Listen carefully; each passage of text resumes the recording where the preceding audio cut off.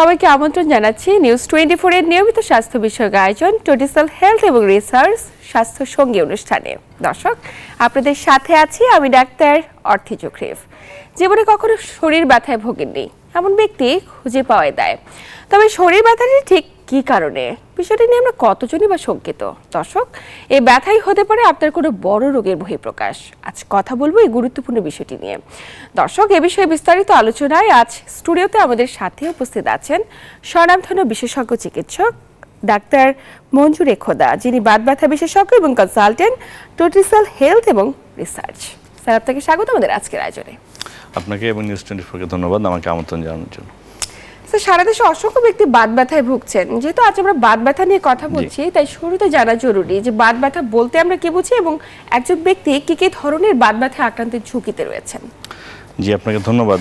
এই প্রশ্নটি খুবই গুরুত্বপূর্ণ। আসলে ব্যথা তো বিভিন্ন ধরনের হতে পারে। তো সাধারণত আমরা যে ধরনের ব্যথাগুলো নিয়ে সাধারণত রোগীদের উপস্থাপনা পেয়ে থাকি সেটা হচ্ছে প্রদাহজনিত ব্যথা।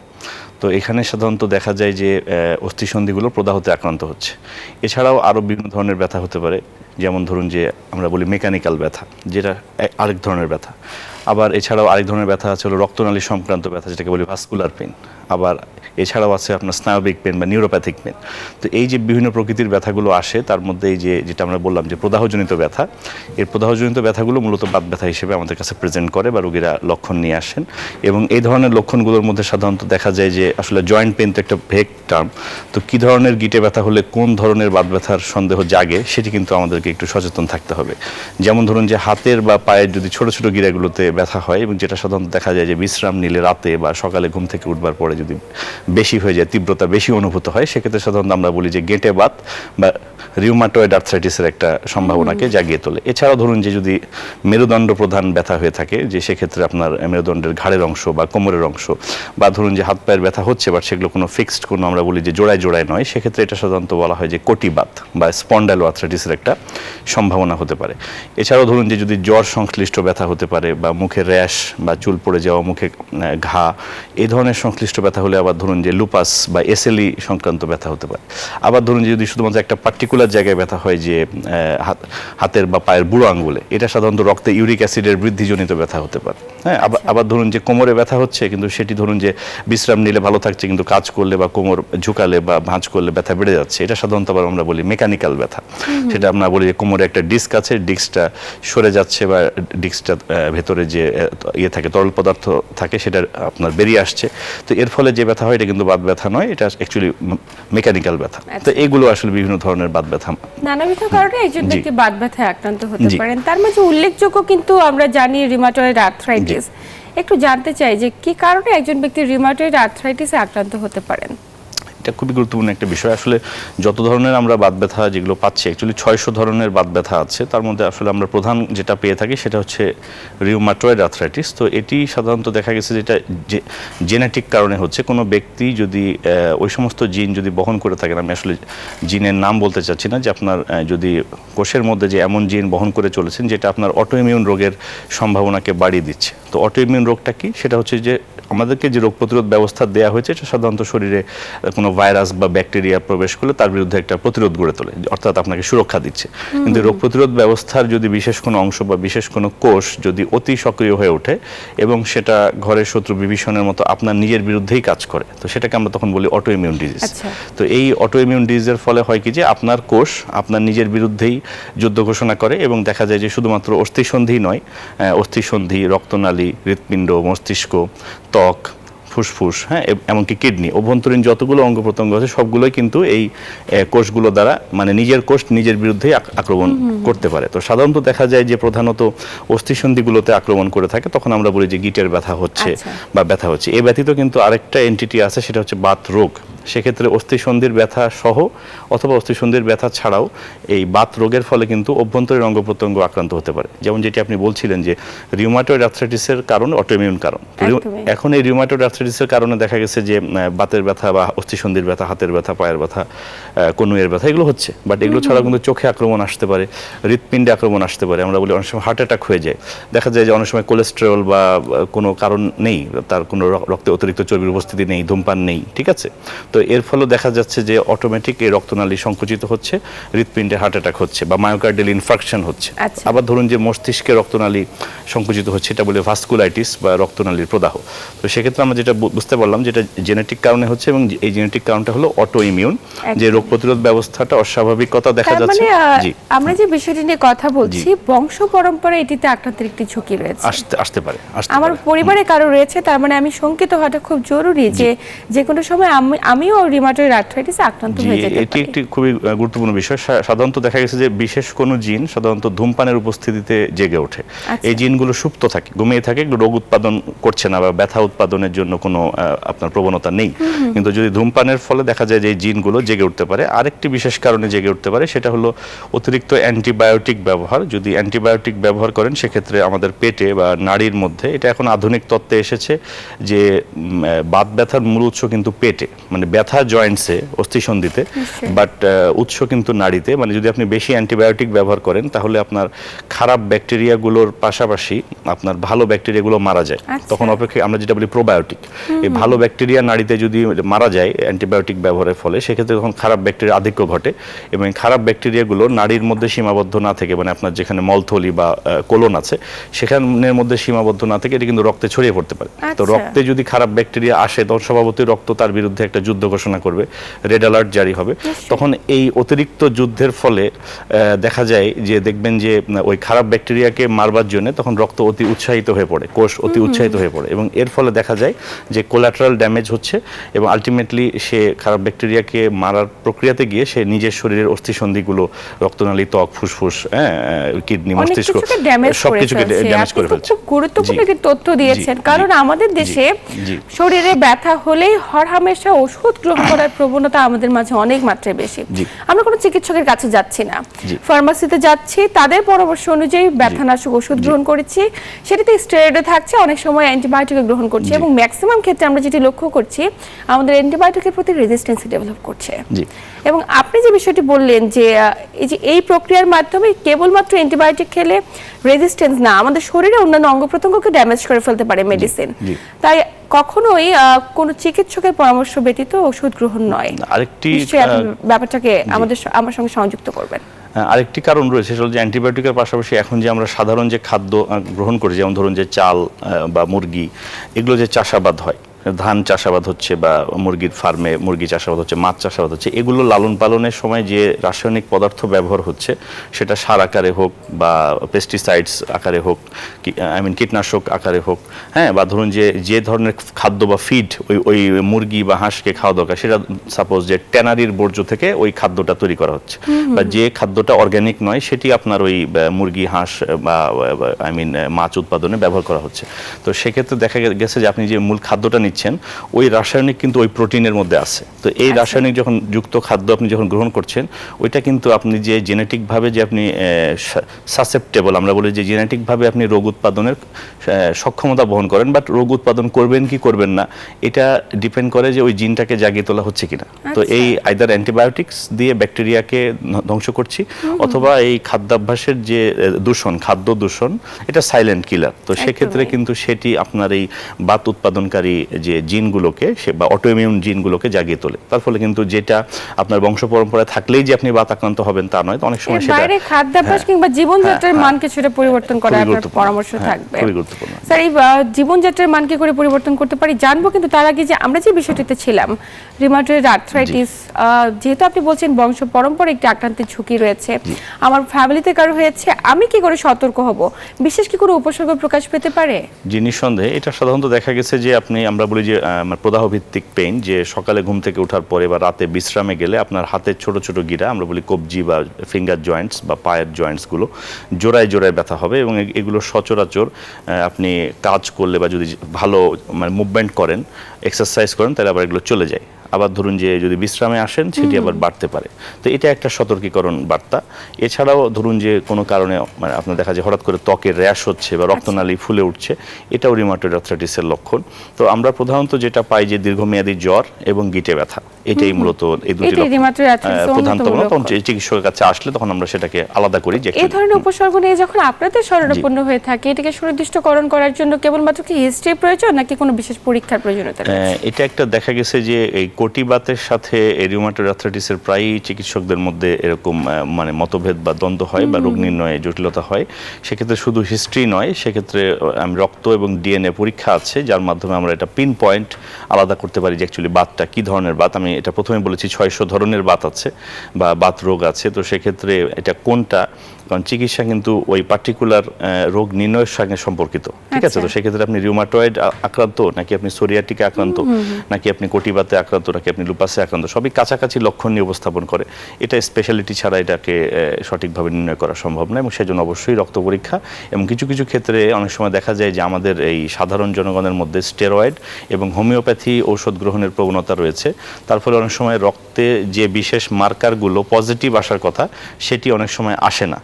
মানে রক্তে নেগেটিভ এসেছে অর্থাৎ রক্ত পরীক্ষা নরমাল এসেছে, তখন কিন্তু অনেক সময় আমাদেরকে জেনেটিক টেস্ট করতে হয় এবং এভাবে আমরা জানতে পারি যে অ্যাকচুয়ালি তার রিউমাটয়েড আর্থ্রাইটিস বা অন্য কোনো বাত রয়েছে কিনা। আচ্ছা, এটা খুব গুরুত্বপূর্ণ তথ্য, কারণ অনেকেই তো বিভিন্ন ধরনের ওষুধ গ্রহণ করছে, অপচিকিৎসকের শরণাপন্ন হচ্ছে।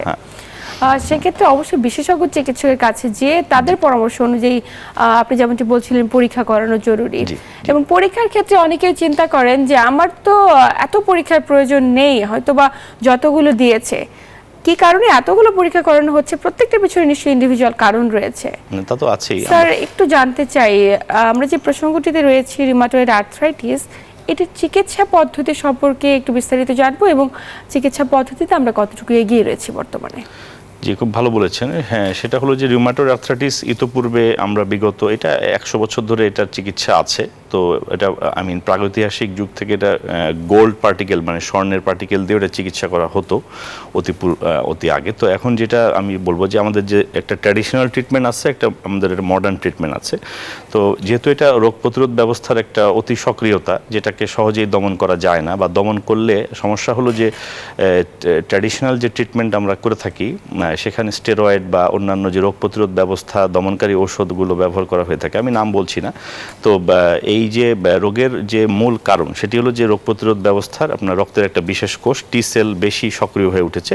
সব টি সেল কিন্তু সক্রিয় হয়ে ওঠেনি, হ্যাঁ, একটা বিশেষ পপুলেশন বা অংশ সক্রিয় হয়ে উঠেছে। এখন ধরুন আমরা যে ট্র্যাডিশনাল যে ওষুধগুলো ব্যবহার করে থাকি বা এটা করছি, এখানে দেখা যায় যে রোগ প্রতিরোধ ব্যবস্থাকে দমন করা হয় এবং সেখানে আপনার এই অতি সক্রিয় কোষকে দমন করা হয়, ভালো টি সেলকেও দমন করা হয়। সেক্ষেত্রে স্টেরয়েড ব্যবহার করুন বা আদার্স যা যা আপনার রোগ প্রতিরোধ ব্যবস্থা দমনকারী যে ওষুধ রয়েছে, সেক্ষেত্রে কিন্তু আমরা দেখি যে এটা সম্পূর্ণ রোগ প্রতিরোধ ব্যবস্থাটাকেই দমন করে দেওয়া হয়। তারপর অনেক সময় রোগী ইনফেকশনে ভোগেন, মানে ওনার ব্যথা কমছে কিছুটা বা হয়তো বা পূর্ণ মাত্রায় কমছেও না, আংশিক কমছে বা কিছুটা ভালো রয়েছেন, কিন্তু দেখা যায় যে অনেক ধরনের পার্শ্ব প্রতিক্রিয়ার সম্মুখীন হতে হয়, কারণ রোগ প্রতিরোধ ব্যবস্থাকে সম্পূর্ণরূপে দমন করলে কিছুটা তাকে ইনফেকশন বা অন্যান্য রোগ জীবাণু ঢুকে তাকে আক্রান্ত করে তুলতে পারে। তো এটাকে মাথায় নিয়ে বিজ্ঞানীরা লাস্ট এরকম গবেষণা করে যেটা দেখেছেন যে টার্গেটেড চিকিৎসা হতে হবে এবং এমনভাবে টার্গেটেড চিকিৎসা মানে যেটা সমস্যা সেই জায়গাতেই চিকিৎসা পৌঁছতে হবে। অর্থাৎ এই গেঁটে বাত উৎপাদনের জন্য দায়ী যে টি সেল শুধু সেগুলোকেই আলাদা করে দমন করতে পারলে রোগীটা দীর্ঘমেয়াদী ঝুঁকি বা পার্শ্ব প্রতিক্রিয়া ওষুধজনিত পার্শ্ব প্রতিক্রিয়ার হাত থেকে মুক্তি পেতে পারে। তো ইন দ্যাট কেস তখন তাদের মধ্যে বায়োলজিক চিকিৎসার উদ্ভব ঘটে এবং এটা টটিসেল হেলথ অ্যান্ড রিসার্চের সৌজন্যে এখন বাংলাদেশে হচ্ছে যে বায়োলজিক চিকিৎসার অনেকগুলো ধরন রয়েছে। যেমন ধরুন যে আপনি টার্গেট করে স্পেসিফিক কোনো টি সেলকে দমন করতে পারেন, সেটাকে আমরা বলি যে মনোক্লোনালস ব্যবহার করতে পারেন। আবার ধরুন যে আপনার শরীরে আপনি রক্ত পরীক্ষা বা জিন টেস্টের মাধ্যমে আপনি জানতে পারেন যে কোন কোন টি সেল আপনার অতি সক্রিয় হয়ে উঠেছে। হ্যাঁ, তো সেই টি সেলগুলোকে আপনি স্টেম সেল দিয়ে আমরা বলি এমএসসি বা মেজেনকাইমাল স্টেম সেল দিয়ে শুধুমাত্র পার্টিকুলারলি ওই টি সেলগুলোকে দমন করতে পারেন। হ্যাঁ, তো সেক্ষেত্রে কিন্তু মানে রোগী শুধুমাত্র তার টার্গেটেড যে ক্ষতির সম্মুখীন হচ্ছে যে কোষগুলোর জন্য সেগুলোকে সে চিকিৎসা করতে পারছে, আর ভালো যে টি সেলগুলো মানে রয়েছে সেগুলো কিন্তু দমন হচ্ছে না। তার ফলে পার্শ্ব প্রতিক্রিয়ার সম্ভাবনাও অনেক কম বা হচ্ছে না বললেই চলে। তো সেক্ষেত্রে আমরা যেটা করি যে এই স্টেম সেলের মধ্যে একটা সেন্সার আছে, ওটা যখন রক্তের মধ্যে শরীরে প্রবেশ করে তখন সেটি অ্যাকচুয়ালি এটার মধ্যে সেই নলেজ আছে, সেটা সে বুঝতে পারে যে কোন টি সেলগুলো শরীরে সমস্যা উৎপাদনের জন্য দায়ী, সেটা ওই টি সেলগুলোর পেছনেই ছোটে এবং সেটাকে তখন আমরা বাত ব্যথা দমনের চিকিৎসায় তার মানে আমরা কথা বলছি যে বাত ব্যথার চিকিৎসায় বা রিউমাটয়েড আর্থ্রাইটিসের চিকিৎসায় স্টেম সেল থেরাপির ভূমিকা নিয়ে, এবং আমরা দীর্ঘদিন ধরে জেনে আসছি যে বাত ব্যথা হলে দীর্ঘমেয়াদী ওষুধ খেতে হয়। এতদিন যা জানতাম যে দীর্ঘমেয়াদী ওষুধ খেতে এবং একটা সময় পরে যারা রোগী রয়েছেন তারা কখনোই এই ওষুধগুলোর প্রতি আর ভরসা করেন না কিংবা ছেড়ে দেন, হাল ছেড়ে দেন এবং নিজের শরীরের সাথে কন্টিনিউ যুদ্ধ করতে থাকেন। কিছুদিন খান, আবার ব্যথা শুরু হলে আবারও খাওয়া শুরু করেন। কিন্তু আপনি যেমনটি বলছেন যে বর্তমানে অত্যাধুনিক চিকিৎসা এসেছে এবং যেটি স্টেম সেল বা টার্গেটেড থেরাপি। একটু জানতে চাই, স্টেম সেল থেরাপি সম্পর্কে আমরা অনেকেই জানি না, আমরা দর্শকরা অনেকে বুঝতে পারছি না এটি কি ধরনের চিকিৎসা এবং কি কি প্রসিডিউরের মাধ্যমে আপনারা দিয়ে থাকেন। আচ্ছা, এখানে আমি একটা কথা বলি, সেটা হলো যে এই বাত রোগগুলো একটা তো বললাম যে অটো ইমিউন রোগ, যে তার রক্তের বিশেষ কোষের জটিলতার কারণে তার অস্থিসন্ধিগুলো, যে কোনো অস্থিসন্ধি তার আক্রান্ত হয়ে যাচ্ছে। এখন ধরুন যে কোনো বিশেষ অস্থিসন্ধি যদি আবার বেশি আক্রান্ত হয়, সেক্ষেত্রে সে কিন্তু এই শুধুমাত্র যে রিউমাটয়েড আর্থ্রাইটিসের মধ্যে সীমাবদ্ধ থাকবে তা নয়, ওই একই অস্থিসন্ধি বারংবার প্রদাহে আক্রান্ত হওয়ার জন্য সেটি কিন্তু অস্টিওআর্থ্রাইটিসে রূপ নিতে পারে। অর্থাৎ রিউমাটয়েড আর্থ্রাইটিস একই সাথে দুটি রোগের সৃষ্টি করতে পারে। আপনার অস্থিসন্ধিগুলোকে ক্ষয়ের দিকে নিয়ে যেতে পারে, অস্থিসন্ধির ভেতরে তরল শুকিয়ে যেতে পারে। মানে কারো রিউমাটয়েড আর্থ্রাইটিস রয়েছে, তিনি সবসময় চিকিৎসা গ্রহণ করছেন না, চিকিৎসা গ্রহণ করছেন না অথবা পর্যাপ্ত মানের চিকিৎসা গ্রহণ করছেন না, বা ধরুন যে শুধুমাত্র ব্যথানাশক ওষুধের উপরে নির্ভর হয়ে পড়েছেন, যেটি তার লিভার কিডনির উপরে বিরূপ প্রক্রিয়া ফেলছে, মানে প্রভাব ফেলছে। এবং পাশাপাশি ধরুন যে যদি আমরা বলি যে মেথোট্রেক্সেট বা অন্যান্য যে ইমিউন সিস্টেম দমনকারী যে ওষুধগুলো রয়েছে, সেগুলো যদি দীর্ঘদিন খাওয়া হয়, সেগুলো আবার একটা টলারেন্স গ্রো করে। যেমন ধরুন যে আমরা যে কোনো নেশাদ্রব্য যেমন জানি যে দীর্ঘমেয়াদে গ্রহণ করলে যে ডোজে নেশা আক্রান্ত ব্যক্তি মানে খুব আনন্দ বোধ করতেন, সেই ডোজে করেন না, তার থেকে বেশি ডোজে তাকে নিতে হয়। অনুরূপ এই ইমিউন সিস্টেম দমনকারী ওষুধেরও কিন্তু একটা টলারেন্স আছে, যে বেশি দিন গ্রহণ করলে সেটি কিন্তু আর কাজ করে না, তখন ডোজ বাড়াতে হয়। একটা নির্ভরতা চলে আসে, নির্ভরযোগ্যতা, এগুলো রোধেও এই স্টেম সেল কিংবা টার্গেটেড থেরাপিতে গুরুত্বপূর্ণ ভূমিকা পালন করছে। স্যার জানতে পারছেন, দর্শক অপেক্ষা করছে। দর্শক কে আছেন, নাম বলে প্রশ্ন করুন। আসসালামু আলাইকুম। ওয়ালাইকুম আসসালাম। দর্শক আমরা শুনছি আপনাকে। আমি বরিশাল থেকে কবির শিকদার বলছি। জি, আপনি প্রশ্নটি করুন। যে আমি বিগত 2-3 বছর যাবত এই ব্যথার ওই যে আপনি ডাইক্লোফেনাক আছে না, জি জি, ওগুলো আমি ব্যবহার করতে আসছি প্রতিদিন। আগে সকালে রাত্রে খাইতাম, এখন আমি একটা করে সকাল রাত্রে খাই। আমার পায়ের তালু গিট এই সব ব্যথা করে ওষুধ না খাইলে। আচ্ছা দর্শক, আপনার ব্যথা কতদিন ধরে, আপনার বয়স কত, আপনার ডায়াবেটিস কিংবা উচ্চ রক্তচাপ রয়েছে কিনা? না, রক্তচাপ নাই, ডায়াবেটিস নেই। বয়স কত এবং কতদিন ধরে ব্যথা? ব্যথাটি কি কেবলমাত্র হাঁটুর পায়ের তালুতে? হ্যাঁ, পায়ের তালুতে আর হাঁটুর দিকে, তাই তো? বয়স কত দর্শক? আমার বয়স হলো 45। কত বছর ধরে আপনি এই ব্যথানাশক ওষুধ খাচ্ছেন? 3 বছর। কোন সুনির্দিষ্টকরণ হয়েছিল কি কোনো চিকিৎসার মাধ্যমে? দিছিল, আমি এটা খাইছি কিন্তু আমি কিছু বুঝি না। বেশি দামের ওই 20 টাকা 28 টাকা দামের দিয়েছে, কিন্তু আমি ওগুলো খাইছি, কোনো উপকার আমি বুঝি না। জি জি, আপনি এই কারণে ব্যথানাশক ওষুধ দীর্ঘ 3 বছর ধরে কন্টিনিউ করছেন। আমরা এই বিষয়টি নিয়ে আমরা দর্শক কথা বলবো, তবে সময় হয়েছে স্যার ছোট্ট একটি বিরতি নেবার। প্রিয় দর্শক, টোটিসেল হেলথ এবং রিসার্চ স্বাস্থ্যের সঙ্গে অনুষ্ঠান থেকে নিচ্ছি ছোট্ট একটি বিরতি, সাথেই থাকুন।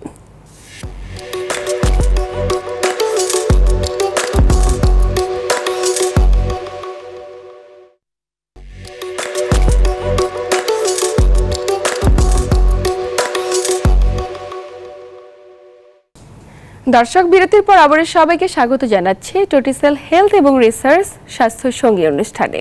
আপনাদের সাথে আছি আমি ডাক্তার অর্থি জোখরিফ এবং আমার সাথে আছেন একজন বিশেষজ্ঞ চিকিৎসক। স্যার, বিরতির পর আবার স্বাগত আমাদের আজকের আয়োজনে। আমরা বিরতির আগে একজন দর্শকের ফোন নিয়েছিলাম, 45 বছর বয়স, তিনি দীর্ঘ 3 বছর ধরে পায়ের তালুতে বিভিন্ন যন্ত্রণা ভোগ করছেন এবং এই যন্ত্রণাটির কারণে উনি চিকিৎসকের শরণাপন্ন হয়েছেন, কিন্তু তিনি সন্তুষ্ট নয়। এখন তিনি নিজেরই যে 3 বছর ধরে ব্যথানাশক ওষুধ গ্রহণ করছেন, তো এই যে ব্যথানাশক ওষুধ গ্রহণ করছেন, এই বিষয়টি ওনার জন্য কতটা ঝুঁকিপূর্ণ মনে করেন আপনি? জি, ধন্যবাদ। আসলে উনি যে রোগে ভুগছেন সেটা হচ্ছে প্লান্টার ফাসাইটিস, আমরা বলি পায়ের তালুতে। এটা সম্ভবত ওনার পেশার সাথে সংযুক্ত হবে। তো দীর্ঘমেয়াদী দাঁড়িয়ে থাকা হয় বা ওইরকম যদি পেশা হয়, সেক্ষেত্রে আমরা পায়ের তালুর যে একটা ফাসা থাকে বা আবরণ থাকে, সেটাতে প্রদাহ ঘটে, তারপর তরল জমে, এখানে দীর্ঘমেয়াদী ব্যথা হয়। এবং এটা সাথে উনি বলেছেন যে 45 বছর বয়স এবং ওনার হাঁটু ব্যথাও রয়েছে। তো সেটা আসলে অস্টিওআর্থ্রাইটিস।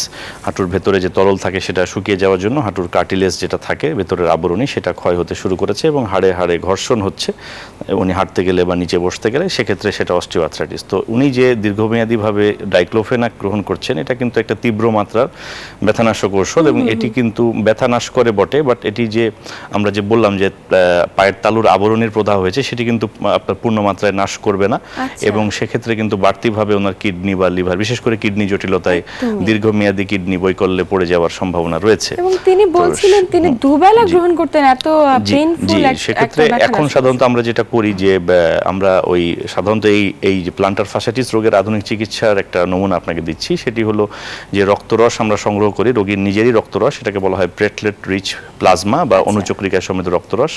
এটা সংগ্রহ করে এটার মধ্যে কিছু প্রোটিনস থাকে, সেই প্রোটিনটা আমরা ইনজেকশনের মাধ্যমে ওই পায়ের তালুর মধ্যে প্রবেশ করে স্পেসিফিক জায়গা আছে সেটা স্পেশালিস্টই নির্ধারণ করেন। তো সেক্ষেত্রে সেই জায়গায় দিলে ওই প্রোটিনগুলো ওই পায়ের তালুর যে প্রদাহটা সেটা একদম সম্পূর্ণ নাশ করে দেয়, সেক্ষেত্রে ওনাকে আর কোনো এই ডাইক্লোফেনাক বড়ি এটা গ্রহণ করতে হবে না।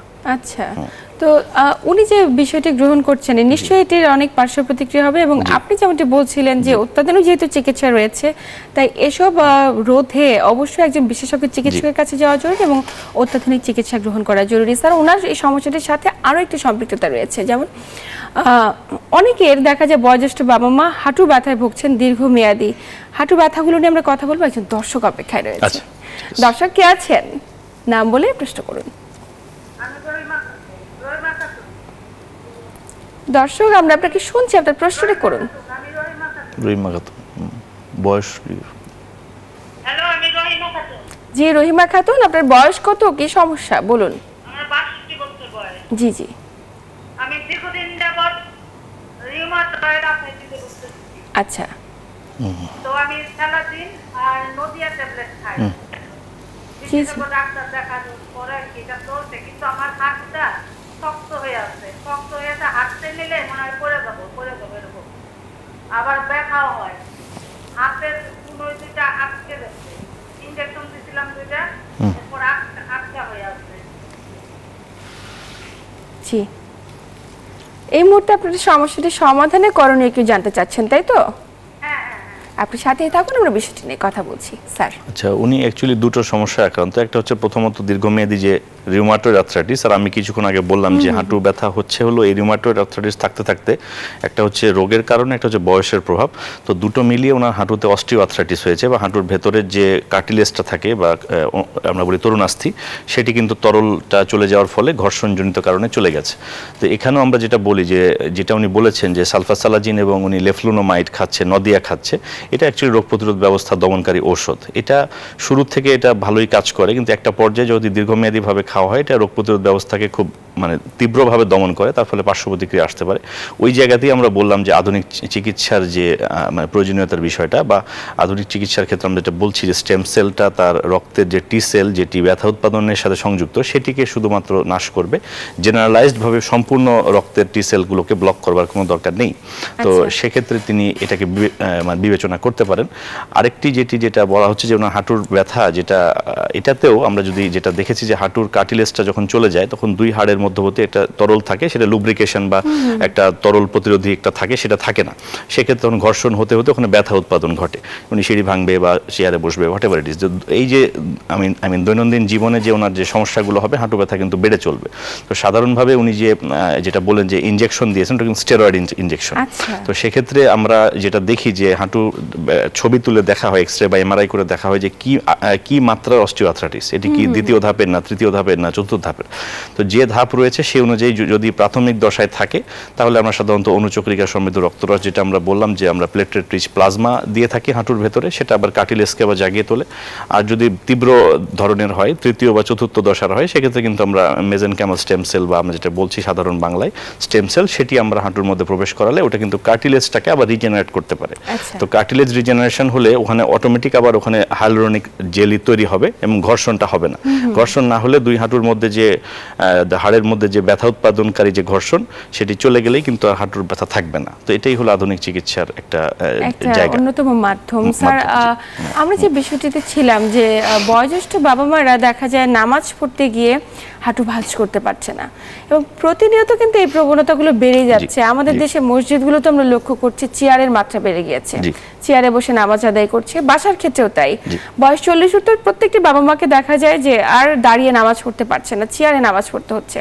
এবং তারা যখন চিকিৎসকের শরণাপন্ন হয়, চিকিৎসক বলে থাকেন যে জয়েন্ট রিপ্লেসমেন্ট একটি সার্জারি করা প্রয়োজন। যেহেতু সার্জারির প্রতি ভীতি আমাদের সকলেরই রয়েছে, তাই সকলে খুব একটা আতঙ্কের জায়গা থেকে সার্জারিতে যেতে চান না। তো সেক্ষেত্রে আপনি নিশ্চয়ই অত্যাধুনিক অন্য কোনো চিকিৎসা পদ্ধতির পরামর্শ দেবেন।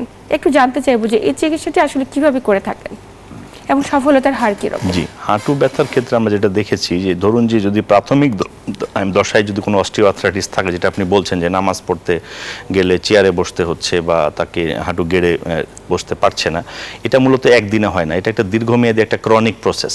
তো এই প্রসেসটা ধরুন যে 5, 7, 10 বছর ধরে চলে, এবং প্রাকৃতিক নিয়মে দেখা গেছে যে 35 বছর বয়স যখন একটা মানুষের হয় তার কিন্তু ভেতরের তরলটা ন্যাচারালি কমতে শুরু করে। তো আমরা যেটা দেখেছি যে যদি তিনি যদি 35 বছর বয়সের মানে পরে উনি ব্যথা অনুভব করুন আর না করুন, অনেক সময় আমরা স্ক্রিনিং করি যে অ্যাকচুয়ালি তার অস্টিওআর্থ্রাইটিস শুরু হয়েছে কিনা, আর্লি দশা, যেটা ধাপ 1 বা ধাপ 2, ঠিক আছে। তো সেক্ষেত্রে অনেক সময় আমরা যেটা দেখতে পারি যে সাধারণ হায়ালুরোনিক জেলি প্রতিস্থাপন থেকে শুরু করে যদি আমরা যেটা বললাম যে অনুচক্রিকা সমৃদ্ধ রক্তরস যদি আমরা প্রথমেই এই লক্ষণের শুরুতেই যদি আমরা প্রারম্ভেই যদি আমরা এটা দিয়ে দিতে পারি, সেক্ষেত্রে কিন্তু অনেক ক্ষেত্রে দীর্ঘমেয়াদী এই যে দৈনন্দিন জটিলতা সেটা কিন্তু হয় না। তদুপরি দেখা যায় যে অনেক রোগী জানছেন না বা তারা একটা অ্যাডভান্সড স্টেজে নিয়ে এসেছেন, যেটি আপনি বললেন যে জয়েন্ট রিপ্লেসমেন্টকে বাধ্যতামূলক করে দিচ্ছে বা জয়েন্ট রিপ্লেসমেন্টের প্রয়োজনীয়তা বলা হচ্ছে। তখন যেটা দেখা যায় যে আমরা তাকে এমআরআই করি, এমআরআই করে দেখা যায় যে তার হাঁটুর মধ্যে কার্টিলেজ অবশিষ্টাংশ আছে কিনা বা কার্টিলেজ তৈরির সুযোগ আছে কিনা সেটা আমরা দেখি, এবং দেখার পরে সেখানে দুটো জিনিস দেখা হয় যে শুধু কি কার্টিলেজের অভাব নাকি সেখানে লিগামেন্টের প্রবলেম বা হাঁটুর মধ্যে দুই হাড়ের মাঝখানে একটা কচকচে থাকে সেটার প্রবলেম, মানে আনুষঙ্গিক কোনো প্রবলেম আছে নাকি শুধু সাধারণ অস্টিওআর্থ্রাইটিস, বিষয়টাকে ডায়াগনোসিস করা জরুরি এমআরআই এর মাধ্যমে। এইটা হ্যাঁ, তো সেটা এমআরআই বা আল্ট্রাসাউন্ড করে আমরা দেখি যে শুধু সাধারণ অস্টিওআর্থ্রাইটিস কিনা, যা শুধুই হাঁটুর ক্ষয়, নাকি সেখানে আনুষঙ্গিক কোনো জটিলতা আছে।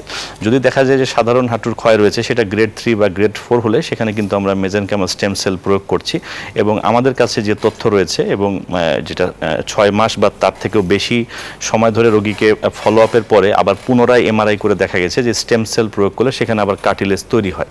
কার্টিলেজ তৈরি হলে কিন্তু ঘর্ষণটা থাকছে না, তার ফলে তার গ্রেড 4 হলেও সেক্ষেত্রে তার অস্থিসন্ধি প্রতিস্থাপন থেকে সে বেরিয়ে আসতে পারছে।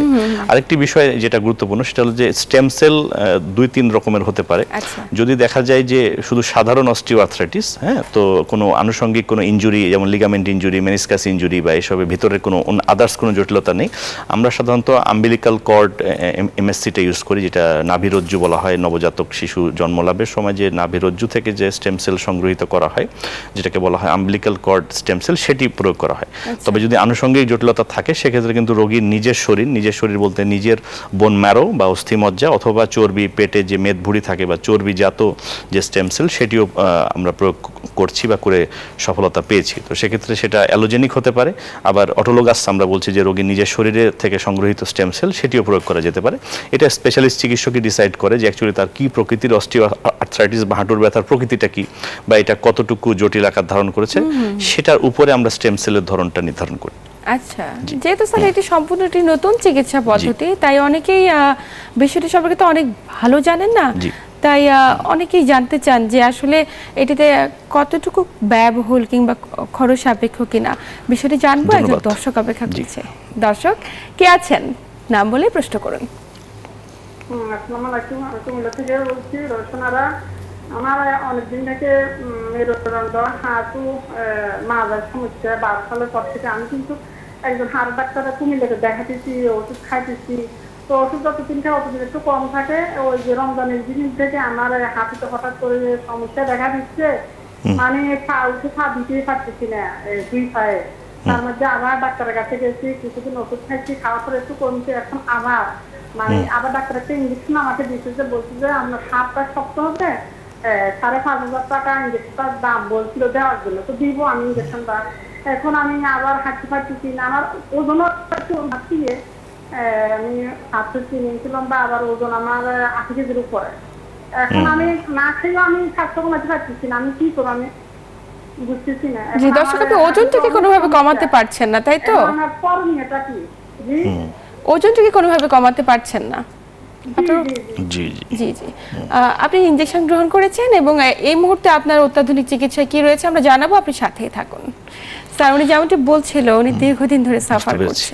তো আসলে ওনার এই অস্টিওআর্থ্রাইটিসটা দীর্ঘমেয়াদী থাকার একটা অন্যতম কারণ হচ্ছে অধিক ওজন। ঠিক আছে, তো ওজন তো আসলে রাতারাতি কমানো সম্ভব না, এটা একটা মেটাবলিক প্রসেস। এটার জন্য যদিও আমরা এখন আধুনিক চিকিৎসায় বিভিন্ন ওষুধ, আমরা পার্শ্ব প্রতিক্রিয়া কম আছে এমন ওষুধ দিয়েও আমরা চিকিৎসা করছি। তো হাউএভার যেটা ইম্পর্টেন্ট এখানে সেটা হলো যে ওনার এই ওজনের সাথে আমরা অস্টিওআর্থ্রাইটিসের একটা সম্পর্ক থাকলেও আমরা দেখেছি যে সাধারণভাবে উনি যেটা বললেন যে 5,500 টাকার ইনজেকশন গ্রহণ করেছেন, এটা অ্যাকচুয়ালি হাইলোরনিক জেলি। তো হাইলোরনিক জেলি যখন হাঁটু ব্যথার একটা দশা আছে যে কোন দশাতে প্রবেশ করালে সেটা সর্বোচ্চ উপকার দিতে পারে, তো যেটা উনি বললেন যে ওষুধ খাওয়ার পরে আবার চলে আসে, সেটা সেই দশা অতিক্রম করেছে। তো সেক্ষেত্রে দেখা যায় যে হাইলোরনিক জেলি প্রবেশ করালে সর্বোচ্চ মাস 6 বেশি ওনার লক্ষণাদি থেকে মুক্তির সম্ভাবনা নেই। তো যখন কার্টিলেজটা চলে যায়, কার্টিলেজটা চলে গেলে তখন সেখানে হাইলোরনিক জেলি দিলে সাধারণ একটা পর্দা তৈরি করে, কিন্তু ওই হাইলোরনিক জেলিটা গলে গেলে আবার কিন্তু হাড়ে হাড়ে ঘর্ষণ হবে। তো সেক্ষেত্রে যেটা বেসিক প্রবলেম সেটা কিন্তু রয়ে গেল।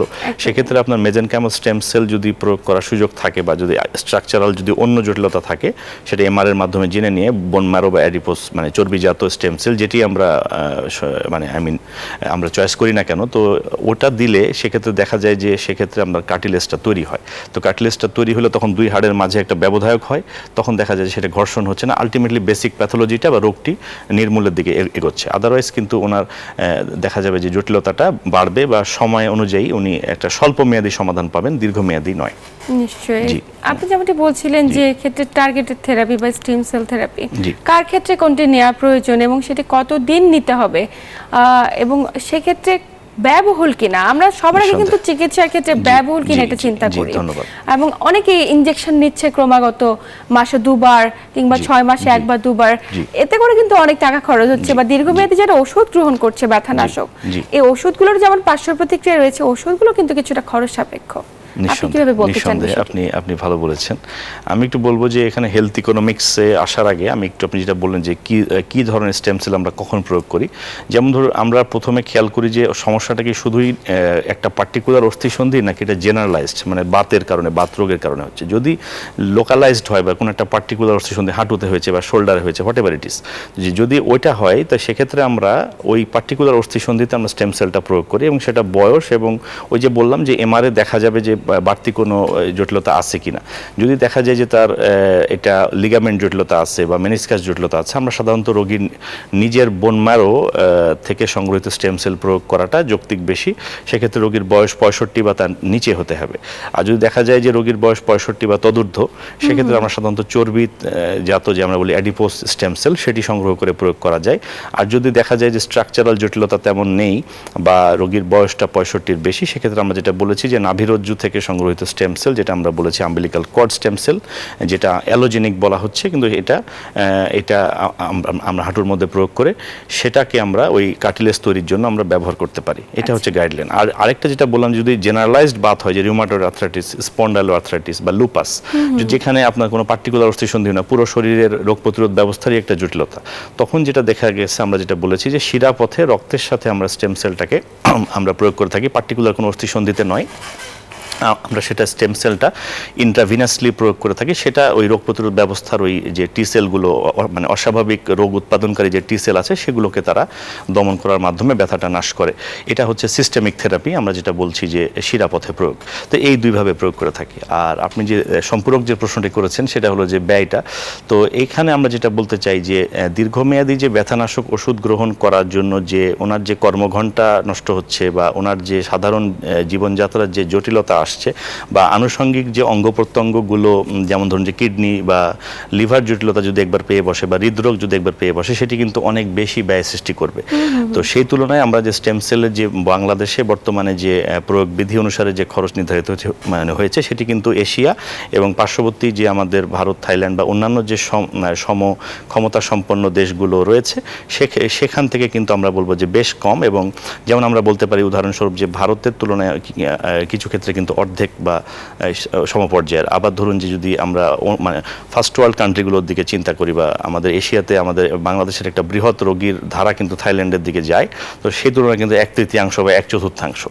হ্যাঁ, তো সেক্ষেত্রে আমরা বলবো যে ওনার যে আনুষঙ্গিক যে চিকিৎসা ব্যয়ের যে সম্ভাবনা বা দীর্ঘমেয়াদী কোনো অঙ্গহানির জটিলতা, সেটিকে যদি আমরা নিরীক্ষে নিই এবং একই চিকিৎসা ওনাকে অন্য কোনো জায়গায় কতটুকু ব্যয় নিতে হবে সেই দুটো তুলনা করলে আমরা বলবো যে এটি সামর্থ্যের মধ্যে ওনারা নিতে পারবেন। নিশ্চয়ই। জি, হ্যাঁ। এবং স্যার এই ব্যয়ের বিষয়টি মাথায় না রেখে উন্নত চিকিৎসা করে যদি একটু ভালো থাকা যায়, এই বিষয়টিকে নোটিশ করাটা অত্যন্ত। এখানে একটা বিষয় ভালো আমি বলতে চাই যে টটিসেল হেলথ অ্যান্ড রিসার্চে এটা একটা সরকারি আমরা সুবিধা দিতে পারি, একটা বিশেষ এখানে গবেষণার একটা সুযোগ থাকার জন্য আমরা হাঁটু ব্যথা রোগীদের ক্ষেত্রে আমরা একটা বিশেষ প্রাইসে প্যাকেজে আমরা এটা দিতে পারি। তো সেটি আমি বলবো যে রোগীদের জন্য সুলভ। স্যার জানবো, একজন দর্শক অপেক্ষা করছে। দর্শক কে আছেন? নাম বলে প্রশ্ন করুন।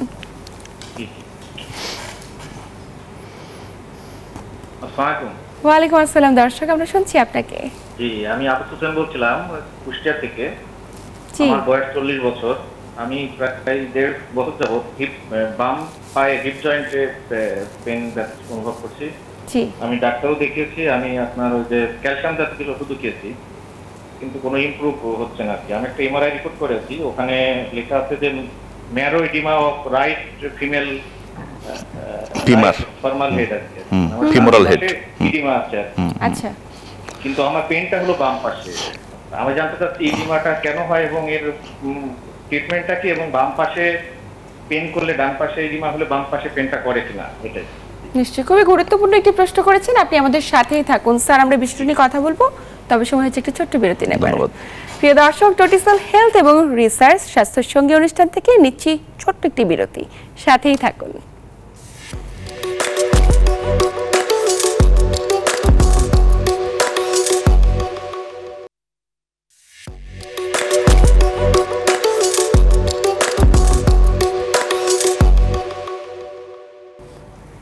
প্রিয় দর্শক, বিরতির পর আবার সবাইকে স্বাগত জানাচ্ছি টটিসেল হেলথ এবং রিসার্চ নিবেদিত স্বাস্থ্য সঙ্গী অনুষ্ঠানে।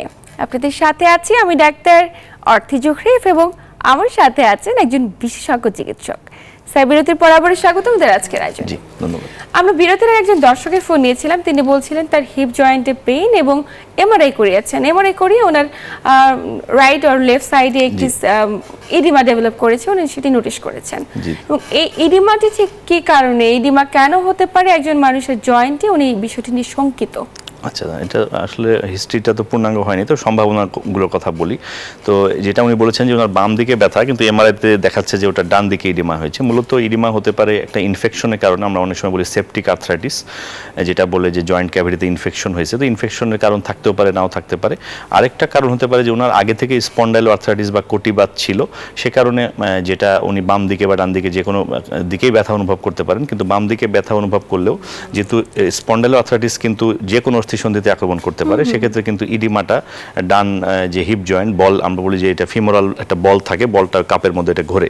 তো যদি না ঘুরতে পারে, ওখানে একটা প্রদাহ তৈরি হয়, তখন সেখানে পানি জমে। এই পানি জমলে সেটাকে আমরা ইডিমা বলি।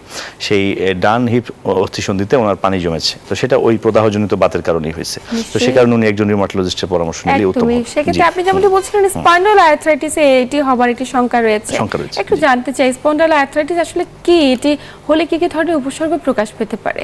জি, ধন্যবাদ। স্পন্ডাইলো আর্থ্রাইটিস আসলে 4 রকমের আছে। এটা হলো বাংলায় আমরা বলি কটিবাত। তো সাধারণত যেটা দেখা গেছে, এটা মূলত পুরুষদের একটা রোগ, মানে মহিলাদের যে হতে পারে না তা নয়, তবে এটা দেখা গেছে যে জেনেটিক প্রিডিসপোজিশন, এটা বিশেষ জিন HLA-B27, এটা পুরুষদের মধ্যে বেশি বহন করার প্রবণতা রয়েছে, সেক্ষেত্রে এটা ওনাদের বেশি দেখা যায়। তো দেখা গেছে যে এটা ব্যথাগুলো উৎপাদনের স্থান হবে মেরুদণ্ডের, এবং মেরুদণ্ডের মূলত দেখা গেছে সব রোগীর ক্ষেত্রে না, অধিকাংশ রোগীর ক্ষেত্রে কোমরের অংশে, লাম্বার অংশে ব্যথা উৎপাদনের প্রবণতাটা বেশি হয়, এবং এটা কাজ করলে দেখা যাচ্ছে মুভমেন্ট করলে, সাঁতার দিলে চলে যায়, কিন্তু বিশ্রামে থাকলে, রাতে ঘুমিয়ে থাকলে বা সকালে ওঠার সময় কোমরে ব্যথা দেখা দিতে পারে। ঠিক আছে, যেটা মেকানিক্যাল পেইনের বিপরীত, যেখানে বিশ্রাম করলেই ভালো লাগে। ঠিক আছে, তো সেক্ষেত্রে এটা প্রদাহজনিত বা ইনফ্লামেটরি পেইন। এবং আমরা যেটা বললাম যে 4 রকমের, একটা সাধারণ কটিবাত আছে, আরেকটা ধরুন যে চর্মরোগজনিত কটিবাত আছে, যে দীর্ঘমেয়াদী ধরুন সোরিয়াসিসে আক্রান্ত, এই সোরিয়াসিস জনিত কটিবাত হতে পারে, আমরা বলছি সোরিয়াটিক বাত। আরেকটি হতে পারে দীর্ঘদিন দীর্ঘদিন ধরে মলত্যাগের কোনো জটিলতা মানে আছে কিনা, যেমন ধরুন যে আমাশয়, আমরা বলি ইনফ্লামেটরি বাউল ডিজিজ, অকারণেই মলত্যাগের প্রবণতা থাকে, এই মলত্যাগজনিত জটিলতাও বাত হতে পারে, সেটাকে বলা হয় আমরা বলি এন্টেরোপ্যাথিক আর্থ্রাইটিস। আরেকটা হতে পারে বিশেষ কোনো ইনফেকশন হয়েছিল, ধরুন ডেঙ্গু হয়েছিল, চিকুনগুনিয়া হয়েছিল, কোভিড হয়েছিল বা কোনো গনোরিয়া হয়েছিল, হ্যাঁ শরীরে কোনো একটি ইনফেকশন ডেভেলপ করেছিল, সেটার কারণে ইনফেকশন চলে গেছে, ইনফেকশন হয়ে চলে গিয়েছে, ইনফেকশনের পরবর্তী কোনো সময় এই বাতের আক্রমণ হতে পারে। এই চারো ধরনই আপনার হচ্ছে এই কটিবাত বা স্পন্ডাইলোবাতের। স্যার এদের বহিঃপ্রকাশটা কিভাবে হয়?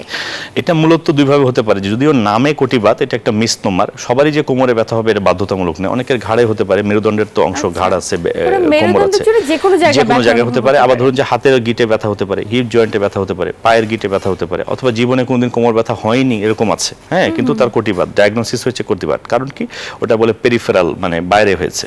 তো সেটা ওই বিশেষজ্ঞ চিকিৎসক যে বললাম যে রোগ নির্ণয়ের কিছু ধাপ আছে, সেটা আমরা ইমেজিং করলে আমরা জানতে পারি যে অ্যাকচুয়ালি কটিবাত, কিন্তু জীবনে কোনোদিন কোটি ব্যথা মানে কোমর ব্যথা হয়নি, তো এরকমও আছে, হ্যাঁ। তো আবার ধরুন যে চর্মরোগ জনিত বাত, যেটা বললাম সোরিয়াসিস, জীবনে তার চর্মরোগের কোনো ছিটে ফোটাও নেই, কিন্তু সোরিয়াটিক বাত হয়েছে। এটা বিশেষ এমআরআই ক্রাইটেরিয়া বা আমরা বলি যে এক্সরে ক্রাইটেরিয়া দেখে আমরা বলি যে কোন রোগের কি নাম হবে। একদমই এক্সরে কিংবা এমআরআই করা কখন জরুরি এবং কোন বিশেষজ্ঞ চিকিৎসকরা করাতে পারেন জানবো। একজন দর্শক অপেক্ষা করছে। দর্শক কে আছেন, নাম বলে প্রশ্ন করুন। আসসালামু আলাইকুম, আমি ফারজানা বলছিলাম খুলনা থেকে। ওয়ালাইকুম আসসালাম দর্শক, আমি শুনছি আপনাকে। আসলে প্রশ্ন হচ্ছে, আমার মা হাত প্রচন্ড ব্যথা, উনি আসলে বসতে উঠতে পারছে না, উঠলে বসতে পারছে না, আর আসলে হাঁটাচলা করতে খুব অসুবিধা হচ্ছে। ওনার মনে হচ্ছে যে তার পায়ের রগগুলো সব কেমন হয়ে আছে, মানে খুব যন্ত্রণা। এখন কি করলে আসলে, এখন আমরা কোনো চিকিৎসা ব্যবস্থা নেইনি, কিছু করিনি, এখন কি করণীয়, আসলে কি করা যায়? এই যে দীর্ঘদিন ধরে ব্যথা অনুভব করছে, কোনো চিকিৎসকের শরণাপন্ন হননি এখন পর্যন্ত? হ্যাঁ হ্যাঁ, এখনো কোনো চিকিৎসকের শরণাপন্ন হয়নি। ঠিক আছে জি দর্শক, আপনি সাথেই থাকুন, আমরা বিষয়টি নিয়ে কথা বলছি। আচ্ছা, উনি যেটা বলেছেন এটা মূলত একটা যেটা আছে, এটা হলো হয় কটিবাত আছে, দুটো অপশন, একটা হচ্ছে যেহেতু এটা তো আমরা পারফেক্টলি বলতে পারবো না এখন, সেটা হচ্ছে কটিবাত আছে, অথবা কটিবাত জনিত কারণে কোমরের ডিস্কটা সরে গেছে, এটা বলে পিএলআইডি। তো যেহেতু উনি বলেছেন যে পায়ের রগগুলো কেমন করে, তো এটা পিএলআইডিতে দেখা যায় যে কটিবাত থাকলেও অনেক সময় ডিস্কটা ফুলে ওঠে এবং এটা সরে যায়, এবং যে স্নায়ু থাকে স্নায়ুকে চাপ দেয়, তখন পায়ের রগে অনুভূতি অস্বাভাবিক অনুভূতি হয়, এটাকে তখন আমরা বলি পিএলআইডি বা ডিস্ক প্রোলাপস। তো ওনার আইদার স্পন্ডাইলোবাত অথবা ডিস্ক প্রোলাপস দুটোর যে কোনো একটি আছে, উনি একজন ভালো অর্থোপেডিক্স ডক্টর অথবা রিউমাটোলজিস্টের পরামর্শ নিলেই উত্তম হবে। আচ্ছা, তো এই যে স্যার উনি যে জটিলতায় ভুগছে, এটি অবশ্যই শনাক্তকরণ করা প্রয়োজন। দীর্ঘদিন ধরে সাফার করছে, মাকে নিয়ে শঙ্কিত, কিন্তু কোনো চিকিৎসক দেখাচ্ছেন না। আমাদের দেশের প্রেক্ষাপটে এমন অসংখ্য ব্যক্তি রয়েছেন যারা দীর্ঘদিন সাফার করছেন, শরীরে নানা যন্ত্রণা ভোগ করছেন, দেখা যাচ্ছে একটি বাত ব্যথা থেকে আরেকটি বাত ব্যথা ডেভেলপ করেছে, যেমনটি আজকের আপনার তথ্যের মাধ্যমে আমরা জানলাম। কিন্তু বিষয়গুলো নিয়ে কেন শঙ্কিত নয়, সচেতনতার জায়গা আমরা কি করে বৃদ্ধি করতে পারি? সচেতনতার জায়গায় প্রথম হচ্ছে আমাদের জীবন আচরণ বা খাদ্যাভ্যাস, এগুলোতে একটা আমাদের পরিবর্তন আনাটা জরুরি। জীবন আচরণের মধ্যে ওজন যাতে না বেড়ে যায়, মেদভুঁড়ি না হয়, বা আমরা বলি যে উচ্চতা তুলনায় ওজন না বেড়ে যায়, এবং খাদ্যাভ্যাসে অর্গানিক খাদ্য গ্রহণ করা, অকারণে অ্যান্টিবায়োটিক গ্রহণ না করা, মাদকাসক্ত না হওয়া, বিশেষ করে অ্যালকোহল, শহুরে জীবনে অ্যালকোহলের মাত্রা বেশি থাকার জন্য বিভিন্ন জটিলতা হচ্ছে, হ্যাঁ। আবার ধরুন যে খাদ্যে রেড মিট বা লাল মাংসের উপস্থিতি যদি মাত্রাতিরিক্ত থাকে, সেটিও এই বাতগুলোকে উৎসাহিত করতে পারে। তো এগুলো একটা প্রতিরোধের জায়গা রয়েছে। এছাড়া যদি দেখা যায় যে যারা এক্সিস্টিং কোনো চিকিৎসকের পরামর্শ নিচ্ছেন না, তাদের হলো রোগটা নির্ণয় করা। অনেক সময় দেখা যায় যে অনেক রোগী দীর্ঘদিন ধরে পিএলআইডি বলে চিকিৎসা পাচ্ছেন, কিন্তু তার স্পন্ডাইলোবাত রয়েছে, স্পন্ডাইলোবাতের কারণে পিএলআইডি হয়েছে, সরাসরি নয়। তো এরকম আমরা অনেক দেখেছি যে রোগ নির্ণয়ের কারণে জটিলতা হয়, রোগ নির্ণয়টা না হলে সঠিক চিকিৎসা হবে না। তো রোগ নির্ণয়টা করবেন একজন স্পেশালিস্ট চিকিৎসক, এটা করবেন, তো সেভাবে উপস্থিত হবেন, এবং সেই লক্ষণগুলো, যেখানে আপনার অস্থিসন্ধির ব্যথা যেখানে হোক না কেন, এটি আপনি দোকান থেকে ব্যথানাশক ওষুধ কিনে খাওয়ার প্রবণতাটা এটা সঠিক নয়, বা স্টেরয়েড কিনে খাওয়ার প্রবণতাটা সঠিক নয়, এটা আপনার অভ্যন্তরীণ অঙ্গগুলোকে হানি করতে পারে। এবং সেক্ষেত্রে আমরা যেহেতু এখন আধুনিক চিকিৎসা ব্যবস্থা স্টেম সেল, টটিসেল হেলথ অ্যান্ড রিসার্চ নিয়ে এসেছে, এবং স্টেম সেল ব্যতীত অনেক কম খরচেও আমরা বলে থাকি যে আমরা রিজেনারেটিভ মেডিসিনের অনেকগুলো অংশ রয়েছে, রক্তজাত পদার্থ রয়েছে, আমরা আরও অনেক কিছু ব্যবহার করতে পারি, যেগুলো সবগুলোই রক্তজাত, বোন ম্যারো, অস্থি মজ্জা থেকে, চর্বি থেকে, এগুলো কিন্তু মানে অধিকাংশ চিকিৎসায় এগুলো আমরা বলবো যে বাংলাদেশের মধ্যে এটা সর্বনিম্ন, মানে তৃতীয় বিশ্বের দেশে সর্বনিম্ন খরচে দেওয়া সম্ভব হচ্ছে। এটা আসলে রোগীদের জন্য একটা বলবো ভালো খবর। নিশ্চয়ই। তো স্যার এই যে বলছিলেন যে সুনির্দিষ্ট চিকিৎসকের কাছে গিয়ে শনাক্তকরণ করা প্রয়োজন, সুনির্দিষ্ট চিকিৎসক কারা বাত ব্যথার জন্য আমরা কিন্তু অনেকে জানি না সেটি। অনেকে মেডিসিন স্পেশালিস্টের কাছে যাচ্ছেন, অনেকেই বিভিন্ন জায়গায় ঘোরাফেরা করে দীর্ঘ সময় পরে গিয়ে বিশেষজ্ঞ চিকিৎসক খুঁজে পাচ্ছেন। একটু যদি আমরা সচেতন করি। দেখুন যে এটা ডিপেন্ড করে যে ব্যথা তো আসলে পেইন মেডিসিন অনেক ভাস্ট একটা সাবজেক্ট। তো পেইন মেডিসিনে ব্যথা নিয়ে তো তারা আসবেন, তো ব্যথার কারণটা ভিন্ন। তো সেক্ষেত্রে সাধারণত চিকিৎসকরা কোন চিকিৎসকের কাছে যাবেন প্রধানত এটার জন্য লক্ষণের সচেতনতা। যেমন ধরুন যে যদি এমন হয় যে বিশ্রাম নিলে ব্যথা বেড়ে যাচ্ছে, হাতের বা পায়ের ছোট ছোট গিরাতে ব্যথা হচ্ছে, তখন কিন্তু আপনার রিউমাটোলজিস্ট ছাড়া আর আপনার গত্যন্তর থাকবে না। আবার ধরুন লুপাস হয়ে গেছে, নারীদের বিশেষ বাত লুপাস হয়ে গেছে, আপনার ত্বকে র্যাশ হয়, রোদে গেলে র্যাশ হয়, আপনার গর্ভপাত হয়, আপনার মুখে ঘা হয়, ঠিক আছে, অকারণে গর্ভপাত হয়। তো এগুলো লুপাস হলে আপনার রিউমাটোলজিস্ট ছাড়া আপনার গত্যন্তর থাকবে না। আবার ধরুন যদি কোনো কারণে কোনো ফ্র্যাকচার বা কোনো লিগামেন্টের জটিলতা হয়েছে, লিগামেন্টের জটিলতা হলে আপনি orthopaedic doctor, rheumatologist, physical medicine যে কোনো জায়গায় আপনি যেতে পারেন।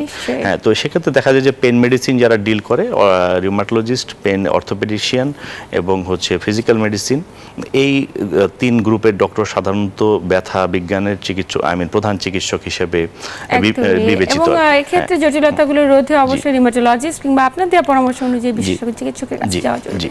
স্যার আমরা আলোচনার একদম শেষ প্রান্তে আছি।